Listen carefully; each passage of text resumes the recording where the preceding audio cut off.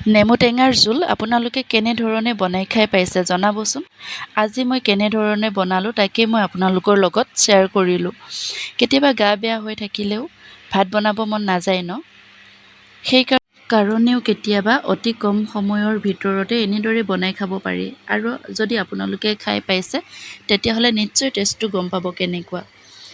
এতিয়া তেল দি ল'লোঁ, তেলতে পাঁচফোৰণ কেইটামান দি অলপ লৰাই এয়া মই মাছ দিছোঁ। মাছখিনি ইলুটি শিলুটি কৰি জোখমতে পানী অলপ ঢালি দিছোঁ। তাৰ পাছত মই জলকীয়া দুটা দিছোঁ বাৰু। আপোনালোকে যদি বেছি জ্বলা খায় তেতিয়াহ'লে বেছিকৈ দিব পাৰিব, কোনো কথা নাই। আৰু এতিয়া মই হালধি নিমখ সোৱাদ অনুযায়ী দিছোঁ। অলপ উতল অহাৰ পাছত মই আটা অলপ ছটিয়াই দিছোঁ। আলু দিব নোৱাৰোঁ যে, কাৰণ মাৰ চুগাৰ আছে, সেইকাৰণে আটাকে দিছোঁ।